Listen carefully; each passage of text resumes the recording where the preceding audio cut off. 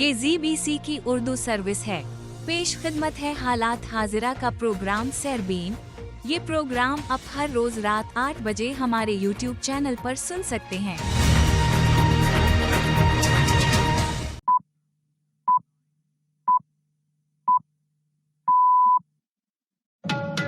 आज इतवार है और अक्टूबर की 13 तारीख। ZBC सरबीन से मैं हूँ जावेद चौधरी। आज के सरबीन के अहम मौज़ूआत: इसराइली इंतबाह के बाद शुमाली गजा के शहरियों की नकल मकानी, और जानिए कि शुमाली गजा पर इसराइली कार्रवाइयों को जर्नल्स प्लान से क्यों जोड़ा जा रहा है, और ट्रंप पर दबाव बढ़ाने के लिए कामला हैरिस ने अपना मेडिकल रिकॉर्ड क्यों जारी कर दिया। मजीद ये कि पाकिस्तान की हुकूमत के मुजव्वज़ा आईनी तरमीम के मसवदे के मुताबिक चीफ जस्टिस 3 सीनियर तरीन जजेस से होगा। आईनी अदालत चीफ जस्टिस समेत 7 अरकान पर मुश्तमिल, और उसका फैसला कहीं चैलेंज नहीं हो सकेगा। मजीद ये कि चीन के वजीर आजम 14 ता 17 अक्टूबर पाकिस्तान का दौरा करेंगे, और ये भी कि मंजूर पश्तीन का कहना है कि पश्तून कौमी जिरगे के दूसरे रोज सिफारिशात मुरतब की जाएंगी। और मजहबी इंतहा पसंदी के खिलाफ कराची में रवादारी मार्च और TLP की रैली के पेश नजर पुलिस की अहम शाहराहों पर नाकाबंदी और गिरफ्तारियां, और तहरीक इंसाफ ने 15 अक्टूबर को एहतजाज की कॉल वापस लेने पर मशरूत आमादगी जाहिर कर दी, और ये भी कि शाहरुख खान और सलमान खान के बीच रंजिश दूर कराने वाले सियासतदान बाबा सिद्दीकी का मुंबई में कत्ल। और जानिए नसीबो लाल के उस गाने के मुतालिक जो मुलजिम और पुलिस दोनों के लिए दर्द सर बन गया। इन मौज़ूआत के अलावा भी बहुत कुछ आज के सरबीन में शामिल है, मगर पहले अहम आलमी खबरों का खुलासा।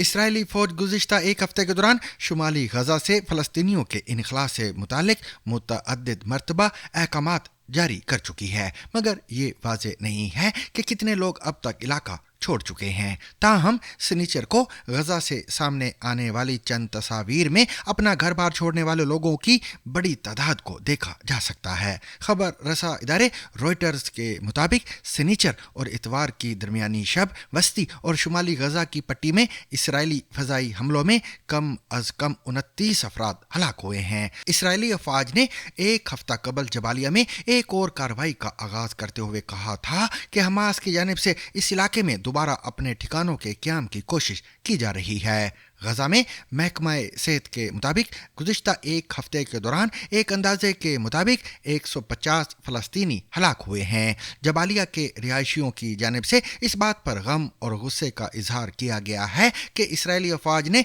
उनके इलाके का मुहासरा करने के बाद उन्हें वहां से निकल जाने का कहा है। दूसरी जानिब जनूबी लेबनान में हिजबुल्लाह का कहना है कि इतवार की अलसुबह रमिया गांव में दाखिल होने की कोशिश करने वाले इसराइली फौजियों के साथ उनकी शदीद झड़प हुई है, जबकि इसराइली फौज का कहना है कि उन्होंने जनूबी लेबनान में हिजबुल्लाह के दर्जनों ठिकानों पर हमला किया है। लेबनान की वजारत सेहत का कहना है कि गुज़िश्ता 10 घंटों के दौरान दीर बेला, अलमाइसर और बुरजा पर इसराइल के 3 हमलों में 15 अफराद हलाक हुए हैं। इसराइली दिफाई अफवाज की जानब से सामने आने वाले एक बयान में कहा गया है कि हिजबुल्लाह ने सनीचर के रोज़ लेबनान से इसराइल पर तकरीबन 320 मिसाइल दागे हैं। इसराइली दिफाई अफवाज की जानिब से सामने आने वाले एक बयान में कहा गया है कि हिजबुल्लाह ने सनीचर के रोज़ लेबनान से इसराइल पर तकरीबन 320 मिसाइल दागे हैं। सनीचर की सुबह इसराइली फौज के अरबी तर्जुमान की जानिब से सोशल मीडिया पर एक पैगाम पोस्ट किया गया, जिसमें शुमाली गजा के एक इलाके जिसे IDF की जानिब से D5 का नाम दिया गया है में रहने वालों को खबरदार किया गया कि वो जनूब की तरफ मुंतकिल हो जाएं। D5 एक ऐसा इलाका है कि जिसे दर्जन भर छोटे छोटे इलाकों में तकसीम किया गया है। IDF की जानिब से D5 के लिए जारी होने वाले बयान में कहा गया है कि IDF दहशतगर्द तंजीमों के खिलाफ एक बड़ी कार्रवाई का आगाज करने जा रही है जो तवील वक्त तक जारी रह सकती है। अक़वाम मुत्तहिदा और गजा में काम करने वाले दीगर इमदादी इदारे इस बात पर तशवीश का इजहार कर रहे हैं कि इसराइली अफवाज के दबाव की वजह से मसाइल में शदीद हद तक इजाफा اضافہ ہو رہا ہے اور غزہ میں انسانی بحران کا سامنا ہے۔ دوسری جانب حماس نے شمالی غزہ میں رہ جانے والے 4 لاکھ فلسطینیوں کو اپنے پیغام میں کہا ہے کہ وہ اپنے آبائی علاقے کو کسی بھی قیمت پر نہ چھوڑیں۔ انہیں حماس کی جانب سے کہا جا رہا ہے کہ جس مقام پر انہیں منتقل ہونے کا کہا جا رہا ہے وہ بھی ان کے لیے محفوظ نہیں ہے۔ اس کے ساتھ ساتھ حماس انہیں خبردار بھی کر رہی ہے کہ جو بھی اپنا علاقہ چھوڑ کر کسی اور جگہ منتقل ہوگا اسے اپنے آبائی علاقے میں واپسی کی اجازت نہیں ملے گی۔ فلسطینیوں، اقوام متحدہ اور امدادی اداروں کے درمیان اب یہ شبہ پایا جانے لگا ہے کہ IDF بتدریج شمالی غزہ کو خالی کرنے کے لیے کوئی نہ کوئی نیا حربہ اختیار کر رہی ہے، جسے جنرلز پلان یعنی اسرائیلی جرنیلوں کے ایک منصوبے کا نام دیا گیا ہے۔ جنرل پلان کی تجویز اسرائیلی فوج کے ایک میجر جنرل ریٹائرڈ جیورا آئلینڈ کی سربراہی میں ریٹائرڈ سینئر افسران کے ایک گروپ نے دی تھی، جو قومی سلامتی کے سابق مشیر بھی رہ چکے ہیں۔ زیادہ تر اسرائیلیوں کی طرح ان میں بھی اس وجہ سے اسرائیلی انتظامیہ سے ناراضگی اور غصہ پایا جاتا ہے کہ غزہ میں حماس کے خلاف جنگ کے 1 سال بعد بھی اسرائیل حماس کو تباہ کرنے اور یرغمالیوں کو آزاد کروانے اور اپنی جنگی مقاصد کو حاصل کرنے میں ناکام رہا ہے۔ لیکن یہ جنرلز پلان کیا ہے؟ جنرلز پلان ایک نئی سوچ ہے جس کے بارے میں اس میں شامل افراد کا خیال ہے کہ اسرائیل اپنی حکمت عملی میں تبدیلی لا کر کامیاب ہو سکتا ہے۔ اس منصوبے کا مرکزی خیال یہ ہے کہ اسرائیل شمال کی پوری آبادی پر دباؤ بڑھا کر حماس اور اس کے رہنما یحییٰ سنوار کو ہتھیار ڈالنے پر مجبور کر سکتا ہے۔ پہلا قدم یہ ہے کہ شہریوں کو انخلاء کے لیے محفوظ راستہ دیا جائے، پھر انہیں نکلنے کا حکم دیا جائے۔ جنرل جیورا آئلینڈ کا خیال ہے کہ اسرائیل کو یرغمالیوں کی واپسی کے لیے فوری طور پر ایک معاہدہ کرنا چاہیے تھا، چاہے اس کا مطلب غزہ سے مکمل طور پر انخلاء ہی کیوں نہ ہو۔ ان کا کہنا ہے کہ اب 1 سال گزر جانے کے بعد اپنے لوگوں کی واپسی کے لیے دوسرے طریقے ہی ضروری ہیں۔ سابق اسرائیلی جنرل جیورا آئلینڈ کا کہنا ہے کہ چونکہ ہم نے پچھلے 9 یا 10 مہینوں میں غزہ کے شمالی حصے کو گھیرے میں لے رکھا ہے، اس لیے ہمیں مندرجہ ذیل باتوں کو غزہ کے تمام 3 لاکھ باشندوں کو بتانا چاہیے، جو کہ اقوام متحدہ کے اندازے کے مطابق 3 نہیں 4 لاکھ ہیں، جو اب بھی غزہ کے شمالی حصے میں رہتے ہیں۔ انہیں یہ علاقہ چھوڑنا ہوگا اور اس کے لیے ان کے پاس صرف 10 دن کا وقت ہوگا۔ ان کا مزید کہنا ہے کہ اور محفوظ مقام پر جانے کے لیے دیے جانے والے وقت کے بعد یہ تمام علاقہ ملٹری زون بن جائے گا۔ جیورا آئلینڈ چاہتے ہیں کہ اس انخلاء کے بعد اسرائیل ان علاقوں کو سیل کر دے اور جو بھی پیچھے رہ جائے اسے دشمن تصور کیا جائے، علاقے کا محاصرہ کیا جائے، فوج، خوراک، پانی اور دیگر ضروریات زندگی کی تمام سپلائیوں کو اندر جانے سے روک دے۔ اس سب کے بعد حماس پر دباؤ اس قدر ناقابل برداشت ہو جائے گا کہ حماس کی کمر ٹوٹ جائے گی اور وہ زندہ بچ جانے والے یرغمالیوں کو آزاد کر دے گا۔ یہ واضح نہیں ہے کہ IDF نے جنرلز پلان کو جزوی طور پر یا مکمل طور پر اپنایا ہے یا نہیں، لیکن غزہ میں زمینی حقائق اس کے اپنائے جانے کے شواہد ضرور سامنے لا رہے ہیں۔ امریکہ میں انتخابات کی آمد ہے اور سیاسی مخالفین ایک دوسرے پر سبقت لے جانے کے لیے ہر حربہ آزما رہے ہیں۔ ایسے ہی میں امریکی صدارتی امیدوار کملا ہیرس نے اب اپنے مد مقابل ڈونلڈ ٹرمپ پر اپنا میڈیکل ریکارڈ جاری کرتے ہوئے ایک اہم سوال اٹھا دیا ہے۔ کملا ہیرس کے میڈیکل ریکارڈ کو دیکھنے کے بعد یہ نتیجہ اخذ کیا گیا ہے کہ وہ بہترین صحت کی مالک ہیں اور صدارت کے لیے موزوں بھی ہیں۔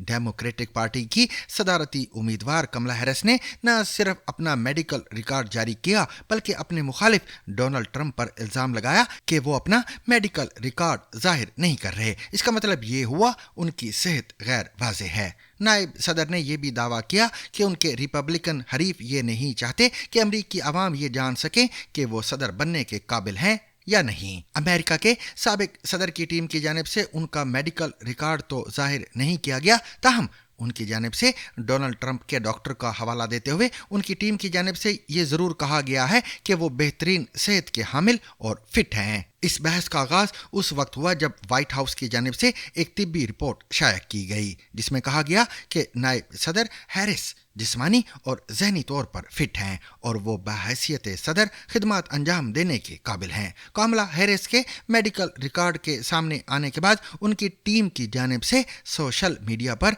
एक पोस्ट में कहा गया कि डोनाल्ड ट्रंप अब आपकी बारी है। पाकिस्तान में मुजव्विज़ा 26वीं आईनी तरामीम के मामले पर सनीचर को पार्लियामेंट की खसूसी कमेटी का दूसरा इन कैमरा इजलास पाकिस्तान पीपल्स पार्टी के सीनियर रहनुमा खुर्शीद शाह की ज़ेरे सदारत पार्लियामेंट हाउस में हुआ। इजलास के दौरान JUI ने अपना मुजव्विज़ा ड्राफ्ट कमेटी में पेश किया, जबकि हुकूमत ने वफाकी आईनी अदालत बनाने का फार्मूला सियासी जमातों के साथ शेयर किया। मुजव्विज़ा तरमीम के मुताबिक वफाकी आईनी अदालत चीफ जस्टिस समेत 7 अरकान पर मुश्तमिल होगी और आईनी अदालत के चीफ जस्टिस और 2 सीनियर तरीन जजेस रुकन होंगे, जबकि वजीर कानून, अटर्नी जनरल और पाकिस्तान बार काउंसिल का नुमाइंदा भी शामिल होगा। मजीद दोनों ऐवानों से हुकूमत और अपोजिशन से 2 अरकान भी लिए जाएंगे। इसके अलावा सूबाई आईनी अदालतें चीफ जस्टिस, सूबाई वजीर कानून और बार काउंसिल के नुमाइंदों पर मुश्तमिल होंगी। मुजव्विज़ा तरमीम के मुताबिक जज की अहलियत रखने वाले के लिए नाम पर मुशावरत के बाद वजीर आजम मामला सदर को भिजवाएंगे, जबकि बाकी मेंबरान का तकर्रर सदर चीफ जस्टिस की मुशावरत से करेंगे। मुजव्विज़ा तरमीम के तहत जज की उम्र 40 साल, 3 साल अदालत और 10 साल वकालत का तजर्बा लाजमी होगा। जज की बरतरफी के लिए वफाकी आईनी कौंसिल कायम की जाएगी और किसी भी जज की बरतरफी की हतमी मंजूरी सदर ममलकत देंगे। मुजव्विज़ा तरमीम में कहा गया है कि वफाकी आईनी अदालत का फैसला किसी अदालत में चैलेंज नहीं हो सकेगा। ताहम चारों सूबाई आईनी अदालतों के फैसलों पर अपील वफाकी अदालत में हो सकेगी। मुजव्विज़ा तरमीम के मुताबिक सुप्रीम कोर्ट के चीफ जस्टिस का तकर्रर भी 8 रुकनी पार्लिमानी कमेटी के जरिए होगा और सीनियर तरीन जज की बजाय सुप्रीम कोर्ट के चीफ जस्टिस का तकर्रर 3 सीनियर तरीन जजेस में से किया जाएगा। ज़राए के मुताबिक हुकूमत ने आईनी तरामीम के 56 नुकाती मुसवदा पर पार्लिमानी रहनुमाओं से मुशावरत की है। मौलाना फजल रहमान को वीडियो लिंक के जरिए इजलास का हिस्सा बनाया गया, जबकि PTI के रहनुमा असद कैसर भी वीडियो लिंक पर इजलास में शरीक हुए। याद रहे कि इस मुजव्विज़ा आईनी तरमीम को हाई कोर्ट्स के साथ साथ सुप्रीम कोर्ट में भी चैलेंज किया गया है और सुप्रीम कोर्ट ने इस पर समाअत के लिए चीफ जस्टिस की सरबराही में 3 रुकनी बेंच भी तश्कील दे दिया है। हमारे साथ मौजूद हैं अंदर की खबरों से बाखबर जनाब मुजम्मिल सोहरवर्दी साहब, आपका बेहद शुक्रिया। आईनी तरमीम अभी टेबल भी नहीं हुई, मगर हाई कोर्ट्स और सुप्रीम कोर्ट में इसके खिलाफ न सिर्फ पिटीशंस भी फाइल हो गई, बल्कि 17 तारीख को सुप्रीम कोर्ट का 3 रुकनी बेंच इसकी समाअत भी करेगा। क्या ये सब कुछ कबल अज़ वक्त नहीं?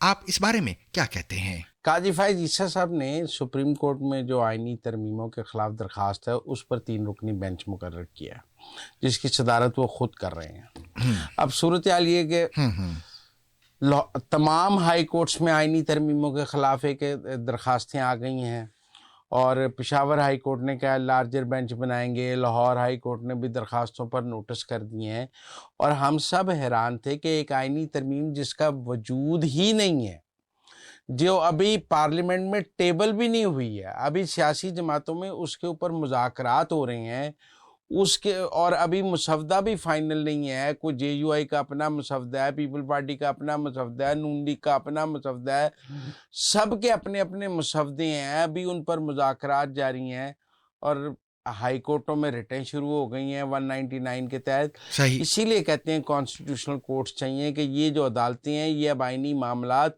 देखने के काबिल ही नहीं रही हैं। जी। और उस पर भी पेशावर ने कहा हम लार्जर बेंच बनाएंगे, लाहौर हाई कोर्ट ने कहा हम नोटिस करेंगे, सिंध ने कुछ कह दिया, एक जुम्मा बाजार लग गया। उसके ऊपर अब काजी फायज ईसा साहब ने वो आबद जुबैरी साहब जो साबिक सदर हैं सुप्रीम कोर्ट बार के और जो बहुत प्रो PTI हैं, उनकी दरखास्त पर एक 3 रुकनी बेंच बना दी है कि अच्छा भाई हम सुप्रीम कोर्ट में सुन लेते हैं।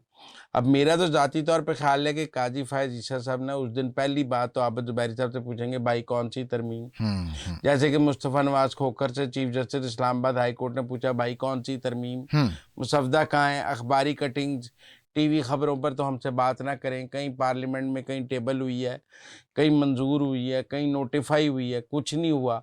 اب کیا ہوگا؟ اب پہلے تو یہ جو پی ٹی آئی کے لوگ تھے انہوں نے بڑے شوق سے ہائی کورٹوں میں ریٹیں کرائیں اور ان کا خیال تھا سارے ہائی کورٹوں سے آئینی ترمیموں کے خلاف فیصلہ آ جائے گا.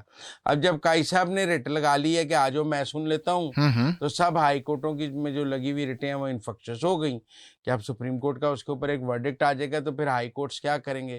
فرض کر لیں 17 کو قاضی فائز عیسیٰ اٹھا کے اس کو ردی کی ٹوکری میں پھینک دیتے ہیں کہ بھائی ترمیم تو کوئی ہے ہی نہیں، تو درخواست کس بات کی؟ پہلے ترمیم تو ہونے دو نا، پھر درخواست کی بات کریں گے تو پھر کیا ہوگا؟ صحیح. تو مجھے یہ لگتا ہے کہ جو ہائی کورٹوں میں گریٹر گیم پلان بنایا جا رہا تھا عمران دار ججوں کی جانب سے کہ جی ہم ترمیموں کو ہائی کورٹ میں روک لیں گے کیونکہ اوپر تو کانسٹیٹیوشنل کورٹ بن جائے گا اور کانسٹیٹیوشنل کورٹ کے تحت سپریم کورٹ تو شاید آئینی ترمیم کو سننے کی پوزیشن میں نہ رہ جائے، تو ہم ہائی کورٹوں سے اس کو اٹھا لیں گے اور ہائی کورٹوں میں ان ترمیموں کے خلاف فیصلے کریں گے. تو میں خیال ہے اس کو بلاک کرنے کے لیے قاضی صاحب نے کہا ٹھیک ہے میں ایک ہی فیصلہ کر دیتا ہوں، سارے ہائی کورٹوں پہ لاگو ہو جائے گا. تو مجھے تو لگتا ہے 17 کو جو ہے یہ پٹیشن میں وہ کہیں گے کہ جب تک آئینی ترمیم پاس نہیں ہوگی وہ آئین پھر دیکھیں گے کہ یہ آئین قانون کے مطابق ہے یا نہیں ہے. ابھی تو یہ درخواستیں لگتی نہیں ہیں اور ان کو ردی کی ٹوکری میں پھینک دیں گے.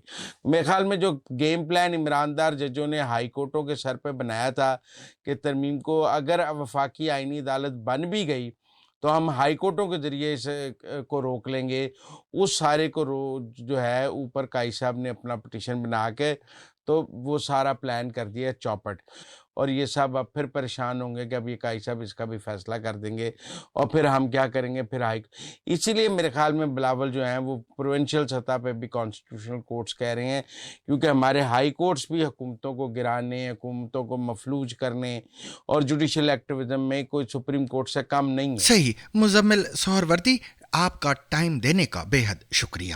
سامعین، پاکستان کے ہی صوبہ خیبر پختونخوا کے ضلع خیبر میں ہونے والے پشتون تحفظ موومنٹ کے جرگے کا آج دوسرا دن ہے.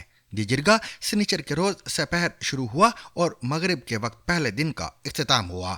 بی بی سی کے نامہ نگار عزیز اللہ خان کے مطابق پی ٹی ایم کے اس جرگے میں باجوڑ، وزیرستان، کوئٹہ، ڈی آئی خان، ذوب سمیت خیبر پختونخوا اور بلوچستان سے بڑی تعداد میں لوگوں نے شرکت کی ہے. سنیچر کے روز جرگے میں اپنے خطاب کے دوران پی ٹی ایم کے سربراہ منظور پشتین نے کہا تھا کہ پشتونوں کے ساتھ مسلسل ظلم ہو رہا ہے اور خصوصاً دہشت گردی کی لہر کے بعد سے بلوچستان، خیبر پختونخوا اور دیگر پشتون علاقوں میں مظالم میں تیزی آئی ہے. منظور پشتین نے کہا کہ اگر یہ صورتحال اسی طرح جاری رہی تو حالات مزید خراب ہو سکتے ہیں. عزیز اللہ خان کے مطابق جرگے کے مرکزی مقام پر پی ٹی ایم کے سربراہ منظور پشتین نے خطاب میں کچھ اعداد و شمار بھی پیش کیے اور ایک ویڈیو کے ذریعے متاثرہ افراد کی مصائب اور پریشانیاں بھی جرگہ کے سامنے رکھیں. آج یعنی اتوار کے روز جرگے کے دوسرے دن عزیز اللہ خان کے مطابق گزشتہ روز پیش کیے جانے والے اعداد و شمار پر بحث ہوگی اور ان سے متعلق سفارشات تیار کی جائیں گی. گزشتہ روز پی ٹی ایم کی جانب سے سامنے آنے والے ڈیٹا میں ہلاک شدگان، لاپتہ افراد، بے گھر ہونے والے افراد، مختلف پرتشدد واقعات میں معذور ہو جانے والے افراد اور دیگر واقعات سے متعلق بات کی گئی تھی. واضح رہے کہ صوبہ خیبر پختونخوا کی حکومت کی جانب سے جرگہ کے مقام پر ایک میڈیکل کیمپ بھی لگایا گیا تھا. مشیر صحت احتشام علی کا کہنا تھا کہ قومی جرگے کے اختتام تک یہ میڈیکل کیمپ جاری رہے گا. پاکستان کے صوبہ سندھ کے شہر کراچی میں سول سوسائٹی کی تنظیموں کی جانب سے مذہبی انتہا پسندی کے خلاف رواداری مارچ کے اعلان اور تحریک لبیک پاکستان کا بھی اسی مقام پر ریلی کا فیصلہ سامنے آنے پر پولیس نے سپر ہائی وے سمیت شہر کی کئی شاہراہوں پر ناکہ بندی کر دی ہے. واضح رہے کہ عمر کوٹ کے ڈاکٹر شاہ نواز کے ماورائے عدالت قتل اور ان کی لاش کی بے حرمتی کے خلاف جاری احتجاج کے سلسلے میں رواداری مارچ کا اعلان کیا گیا تھا جس میں ڈاکٹر شاہ نواز کے اہل خانہ کو بھی شریک ہونا تھا. رواداری مارچ کی سربراہ سندھو نواز نے بی بی سی کو بتایا کہ گزشتہ شب حیدر آباد میں ان کے گھر پر چھاپا مارا گیا. اس کے علاوہ قوم پرست رہنما نیاز کالانی اور ریاض چانڈیوں کے گھروں پر بھی چھاپے مار کر انہیں حراست میں لیا گیا ہے. رواداری مارچ کے شرکا کو کراچی کے علاقے 3 تلوار سے प्रेस क्लब तक जाना था और इसके लिए इंसानी हुकूक कमीशन, रवादारी तहरीक, औरत मार्च, अकलियती मार्च और वोमेन डेमोक्रेटिक फ्रंट समेत सिविल सोसाइटी की मुतअद्दिद तंजीमों ने हिमायत का ऐलान किया था। उसी दौरान तहरीक लब्बैक पाकिस्तान ने भी 3 तलवार से रैली निकालने का ऐलान किया है और अपने कारकुनों को इस मुकाम पर पहुंचने की हिदायत की है। कराची में शाराए फैसल पर FTC के मुकाम पर रुकावटें खड़ी की गई हैं, जबकि रैली के मुकाम 3 तलवार को भी चारों तरफ से बंद कर दिया गया है। इसी तरह प्रेस क्लब के रास्ते भी बंद कर दिए गए हैं, जहां साफियों को भी जाने की इजाजत नहीं दी जा रही। पाकिस्तान तहरीक इंसाफ ने 15 अक्टूबर को इस्लामाबाद में एहतजाज की कॉल वापस लेने पर मशरूत आमादगी जाहिर कर दी है। तर्जुमान PTI शेख वक्कास अकरम कहते हैं, बानी PTI से मुलाकात अगर करा दी जाए तो एहतजाज की कॉल वापस ले लेंगे। दूसरी जानिब ज़राए का कहना है कि SCO इजलास के मौके पर एहतजाज की कॉल की तहरीक इंसाफ के अंदर से भी मुखालफत की गई है। इस हवाले से पार्टी की सीनियर लीडरशिप ने भी शदीद तहफ़्फ़ुज़ात का इजहार किया है। उधर नायब अमीर जमात इस्लामी पाकिस्तान लियाकत बलोच ने भी PTI से एहतजाज की कॉल मौखर करने का मुतालबा किया है। लियाकत बलोच का कहना है कि PTI एहतजाज की कॉल मौखर करे। एक बयान में लियाकत बलोच ने कहा है कि SCO कॉन्फ्रेंस पूरी कौम के लिए बाइस एहसास है। हुकूमत बानी PTI से मुलाकात का मुतालबा तस्लीम करे। दूसरी जानिब शंघाई ताउन तंजीम इजलास में शिरकत के लिए गैर मुल्की वफूद की पाकिस्तान आमद का सिलसिला शुरू हो गया है। एयरपोर्ट ज़राए के मुताबिक भारत का 4 रुकनी और रूस का 76 रुकनी वफ्द इस्लामाबाद पहुंच गया है।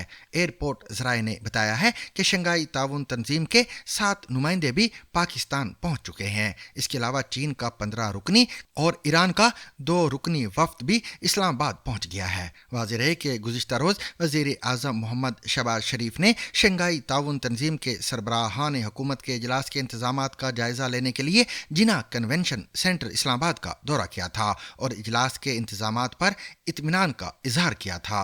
तर्जुमान दफ्तर खारिजा मुमताज़ ज़हरा बलोच ने कहा है कि चीनी वज़ीर आज़म अपने वफ्द के हमरा आज पाकिस्तान पहुंचेंगे। दौरा पाकिस्तान में चीनी वज़ीर आज़म के हमरा वुज़रा और सीनियर हुकाम भी होंगे। चीनी वफ्द में वजारत खारिजा, वजारत तिजारत, कौमी तरक्याती इस्लाहाती कमीशन के नुमाइंदे भी होंगे। तर्जुमान के मुताबिक चीनी वफ्द में चीन की बैनुल अक़वामी तरक्याती ताउन एजेंसी के नुमाइंदे भी होंगे।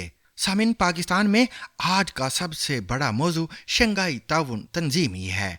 आखिर शंघाई ताउन तंजीम की अहमियत क्या है, जानते हैं अपने तज्जियाकार इजाज हैदर से। देखिए, जो शंघाई कोऑपरेशन ऑर्गेनाइजेशन की जो अहमियत है वो इस हवाले से बढ़ती चली जा रही है कि आलमी तनाज़ुर में जिस किस्म का इस वक्त एक मुकाबला जारी है, जिसमें अमेरिका और अमेरिका के इत्तेहादी और हलीफ जो है वो एक तरफ है और चीन और रूस जो है वो एक तरफ। सही। अब चीन और रूस जो है वो इस वक्त की जो सूरत हाल है उसमें वो आपस में बहुत करीब है। जी जी। लेकिन उनके कई जगहों के ऊपर जो उनके आपस के ताल्लुकात हैं उसमें इख्तलाफात भी हैं। क्योंकि देखें, रूस जो है वो भी अपने आप को एक सिविलाइजेशनल स्टेट एम्पायर समझता है, तो और चीन भी अपने आप को, वो तो मिडिल किंगडम अपने आप को कहते थे।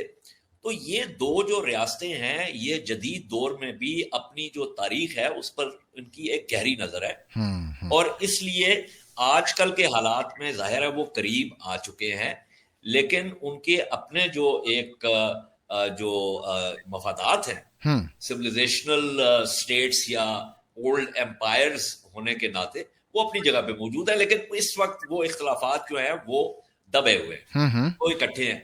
तो अब वो ये है कि ब्लॉक जो बन रहा है, जो कि जिसे आप एक लूसली कहते हैं ग्लोबल साउथ, बेशुमार ममालिक हैं जिन्होंने दरखास्तें भी दायर की हुई हैं शंघाई कोऑपरेशन ऑर्गेनाइजेशन में शमूलियत के लिए, और मेरा ख्याल ये है कि उसके ऊपर कुछ पेशरफ्त होगी, क्योंकि चीन और रूस जो हैं वो इस वक्त इत्तेहादियों की तलाश में हैं और वो चाहते हैं कि उनके ब्लॉक में जितने ममालिक आ सकते हैं वो आए। सही। तो इस हवाले से चूंकि रोटेशनल उसमें हमारी इस दफा थी, मेजबानी का जो कुरा था वो हमारे नाम था, तो इसलिए हम उसको इस वक्त होस्ट कर रहे हैं इस्लाम आबाद में, और ये 2 दिन पे मुहित है। लेकिन इसी के साथ जुड़ा हुआ सवाल जो है एक क्विकली जो भारत के वजीर खारजा के हवाले से है, उसमें आपको याद है कि इसके ऊपर काफ़ी स्पेकुलेशन हो रही थी कि भारत से कोई आएगा या नहीं आएगा, और उसमें यह था कि चूंकि ये हेड्स ऑफ गवर्नमेंट का है, और वो मैंने आपको बताया वो थोड़ा सा एक इंटरेस्टिंग ट्विस्ट है ये एससीओ के उसमें प्रोटोकॉल में, तो वो फिर फैसला हुआ कि ये जयशंकर साहब जो है वो तशरीफ लाएंगे। अब इसके अंदर मजीद स्पेकुलेशन ये हो रही है कि क्या इसके ऊपर कोई बैक चैनल बात हुई थी, हो सकता है कि कोई बैक चैनल बात हुई हो। अगर वो आते हैं तो चूंकि एससीओ मल्टीलैटरल फोरम है, तो क्या इसके ऊपर एक बायलैटरल 2 तरफा जो है वो साइड बार हो सकता है या नहीं हो सकता। दिल्ली में जयशंकर साहब से ये पूछा गया था कि जी इसी के बारे में कि कोई जो है वो बायलैटरल मीटिंग तो नहीं है, तो उन्होंने कहा कि इस वक्त तक तो नहीं है, लेकिन साथ ही उन्होंने इस बात का इजाफा किया कि हमारे इस बिजनेस में, इस कारोबार में हर चीज के लिए तैयार होना पड़ता है। तो एक अंदिया जो है उन्होंने दिया कि ये मुमकिन है। भारत में भी तज्जिए हो रहे हैं और पिछले दिनों से होते रहे हैं कि ये ऐन मुमकिन है कि इससे बात थोड़ी सी मजीद आगे बढ़े, और वो जो एक मसला जो जिसकी वजह से ये एक धक्का लगा हुआ है, तो जनवरी में जाहिर है, और उसका ताल्लुक जो है वो बहुत सारा भारत की अपनी अंदरूनी सियासत के साथ है, लेकिन उससे एक सिग्नल पाकिस्तान को भी जाता है कि मकबूजा कश्मीर का जो रियासती जो स्टेटस है उसको बहाल किया जाए। तो उसको रियासती स्टेटस की बहाली से वो जो एक रोड़ा अटका हुआ है बातचीत में, वो निकालने की कोशिश की जाए, और फिर उसमें हाई कमिश्नर की वापसी, और फिर उससे आगे फिर जो भी तजारत के हवाले से या जो भी छोटे मोटे जो है ना कदम जो है वो उठाए जाएं, ताकि ये मामला थोड़ा सा नॉर्मलाइजेशन। इजाज हैदर, आपका बेहद शुक्रिया। सामीन, इंडिया के शहर मुंबई की एक मारूफ सियासी शख्सियत बाबा सिद्दीकी को सिग्नेचर की शब गोलियां मारकर कत्ल कर दिया गया है। बाबा सिद्दीकी के बारे में कहा जाता है कि उनकी बॉलीवुड के कई अदाकारों से दोस्ती थी, और वो माह रमजान के दौरान अपनी बड़ी अफ्तार पार्टियों के लिए भी मशहूर थे। मुंबई पुलिस के मुताबिक सिग्नेचर की शब करीब 9:30 बजे बंदरा ईस्ट के इलाके में उन पर कई राउंड फायर किए गए हैं। उन्हें तशवीशनाक हालत में अस्पताल में दाखिल कराया गया, जहां उन्होंने आखिरी सांसें ली। इस वाक़े के फौरन बाद इंडिया की मगरबी रियासत महाराष्ट्र के वजीर आला एकनाथ शिंदे ने एक प्रेस कॉन्फ्रेंस में बाबा सिद्दीकी की मौत की तस्दीक की और कहा कि इस मामले में 2 लोगों को गिरफ्तार किया गया है, जबकि एक मुलजिम मफरूर है। उनके मुताबिक गिरफ्तार किए जाने वालों में से एक शख्स का ताल्लुक रियासत हरियाणा से है, जबकि दूसरे का रियासत उत्तर प्रदेश से है। घटना आहे आणि त्या संदर्भात मी डॉक्टरांच्या अगोदर बोललो होतो आणि पोलीस आयुक्तांशी बोललो। त्यामध्ये 2 आरोपी अरेस्ट आहेत, एक यूपीचा आहे, एक हरियाणाचा आहे आणि एक आरोपी फरार आहे। Also spoken to the police, the said accused have been arrested in this case and further investigation is going on. कि मुंबई में कुठल्याही प्रकारची कायदा सुव्यवस्था। वजीर आला ने मजीद कहा, साबिक वजीर बाबा सिद्दीकी पर जानलेवा हमला हुआ था, बदकिस्मती से वो फौत हो गए हैं। ये इंतहाई अफसोसनाक वाकया है। पुलिस टीम तीसरे मुलजिम की गिरफ्तारी के लिए कोशा है। तीनों के खिलाफ सख्त कार्रवाई की जाएगी। बाबा सिद्दीकी की मौत के बाद बॉलीवुड के अदाकार संजय दत्त सबसे पहले उनके खानदान से मिलने पहुंचे, जबकि सुबह सलमान खान को भी उनके लवाहिकीन से मिलते देखा गया है। ये बॉलीवुड से उनकी कुर्बत का गमाज है। बाबा सिद्दीकी तकरीबन 48 साल तक कांग्रेस पार्टी में शामिल रहे और 3 बार MLA बने।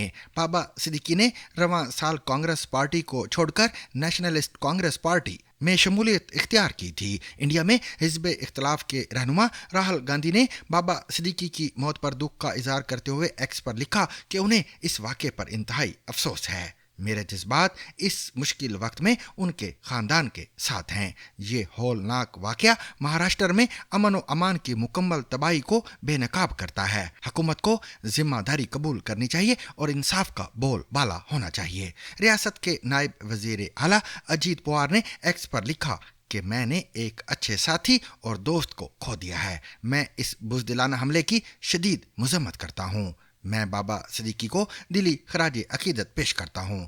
بی بی سی ہندی سے بات کرتے ہوئے سینئر صحافی ڈاکٹر رام چند نے بابا صدیقی کے بارے میں کہا کہ ابتدائی دور میں بابا کے سیاسی سرگرمیوں کی جگہ باندرا تھی. یہ وہی جگہ ہے جہاں زیادہ تر فلمی شخصیات کے گھر ہیں. اس وقت وہ سیاسی کیریئر بنا رہے تھے جب ان کی ملاقات سنیل دت سے ہوئی. بابا صدیقی اور سنیل دت کے درمیان کافی قربتیں تھیں. یہی وابستگی سنیل دت صاحب کے بیٹے سنجے دت کے ساتھ بھی قائم رہی. سنجے دت اکثر بالی ووڈ پارٹیوں سے غائب رہتے ہیں لیکن ایسا کبھی نہیں ہوا کہ وہ بابا صدیقی کی افطار پارٹی میں شرکت کرنا بھول جائیں. ان کا کہنا ہے کہ سنجے دت جب بھی جیل سے باہر آئے تو سب سے پہلے وہ بابا صدیقی کی افطار پارٹی میں شریک ہوئے. اداکار شاہ رخ خان اور سلمان خان کے درمیان 5 سال تک ناچاکی رہی تھی اور دونوں کسی تقریب میں ساتھ بالکل نہیں نظر آتے تھے. لیکن پھر کہا جاتا ہے کہ بابا صدیقی کی کوششوں سے دونوں نے اپنے اختلافات بھلا کر ایک دوسرے کو گلے لگایا تھا. سن 2013 کے دوران ایک افطار پارٹی پر دونوں کے بغل گیر ہونے کا منظر سامنے آیا تھا. اس کے بعد یہ دونوں اداکار مسلسل ایک ساتھ نظر آتے ہیں اور ایک دوسرے کی تعریف میں کوئی کسر نہیں رکھتے ہیں.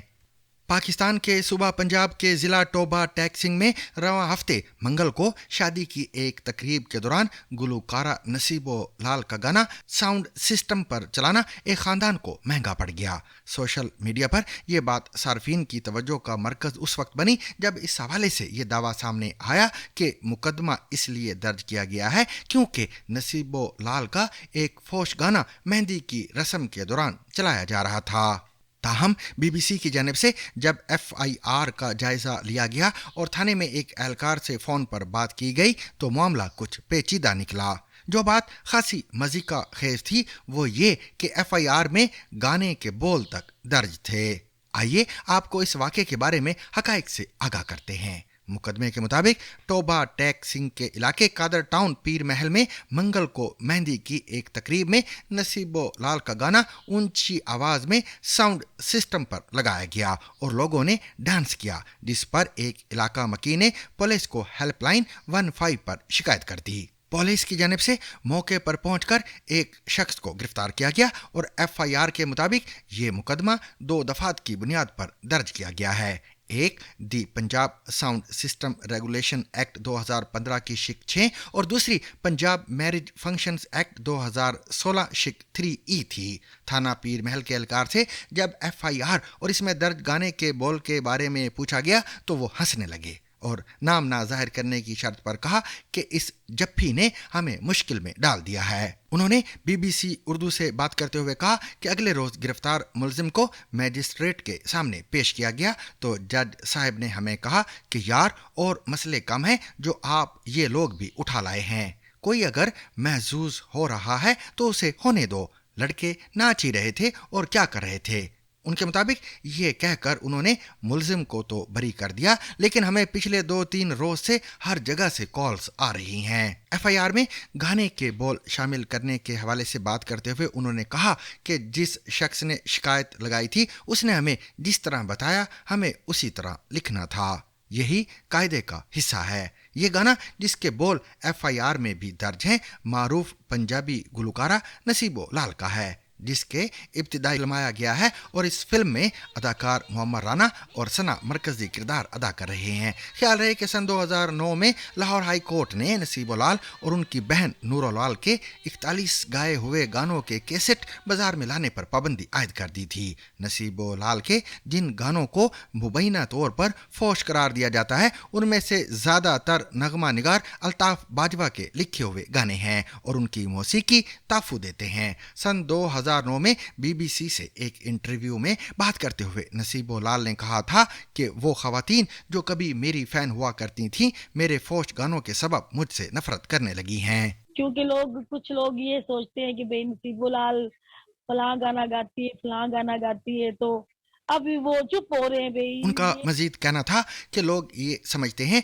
कि फौज गाने नसीबो लाल शौक से गाती है और इसे पैसे का लालच है, लेकिन ऐसा नहीं है। नसीबो लाल को तो ये गाने गाने पर मजबूर किया जाता है। उन्होंने इस इंटरव्यू के इख्तिताम पर कहा था कि अब उनका सब्र का पैमाना लबरेज हो चुका है और अब अगर उन्हें फौज गाने गाने के लिए मजबूर किया गया तो वो नहीं गाएंगी। वो हल्फ लेती हैं कि वो ऐसे गाने अब नहीं गाएंगी।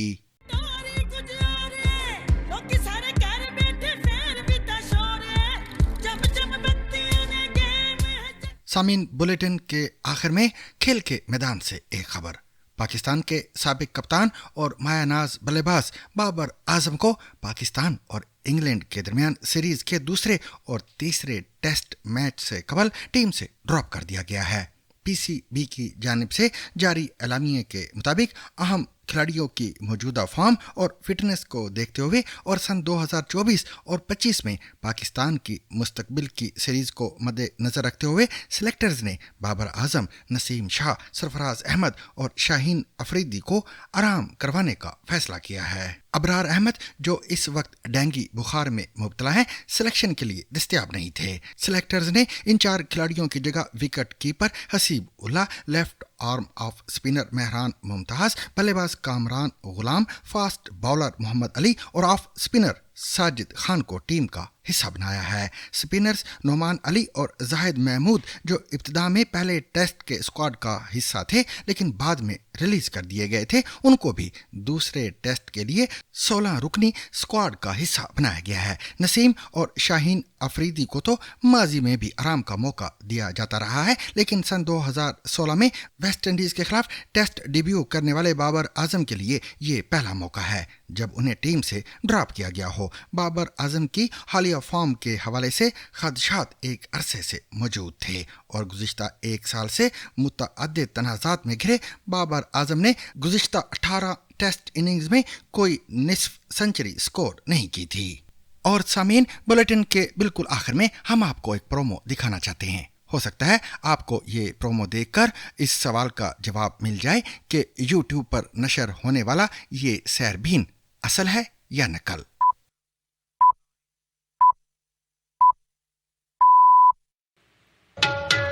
आजहानी अंकल सैरबीन की याद में पेश है उनके डिजिटल भतीजों की तरफ से ZBC सैरबीन। हर जी नफ्स, हर ख्याल और हर इदारे की एक तबई उम्र होती है। कुछ हादसात में खत्म हो जाते हैं और कुछ इर्तिका के हाथों मादूम हो जाते हैं। सवार कासिद की जगह टेलीग्राफ ने ली और ढंडोरची की जगह अखबार ने ले ली और फिर अखबार का सौतीला भाई रेडियो और फिर टेलीविजन पैदा हुए। इनमें से शॉर्ट और मीडियम वेव रेडियो अब अपनी तबई उम्र पूरी करके डिजिटल पोते पोतियां छोड़कर रुखसत हुए। टीवी को इंटरनेट ने एक कोने में डाल दिया। सोशल मीडिया के प्लेटफॉर्म्स दीगर तमाम इतलाआती मीडियम्स को ओल्ड एज होम्स में पहुंचा चुके हैं। सोशल मीडिया की जगह जल्द या बदीर क्या शय लेगी, अगले 10 से 15 बरस में पता चल ही जाएगा। इस तनाजुर में जब मैं उर्दू नशरियात के सुर्खेल सैरबीन के बारे में सोचता हूँ और ये सोचता हूँ कि 1968 से सैरबीन को कुराए अर्ज के दूर दराज कोनों तक पहुँचाने की आदि रेडियो की सूती लहरें जब इसे ना पाकर 51 बरस से पूर्व होने वाले एक मखसूस वक्त के खला को क्या सोचते हुए भरेंगी।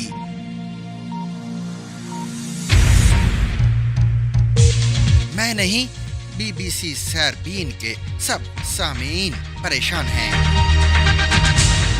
लेकिन चिंता की तो कोई बात ही नहीं।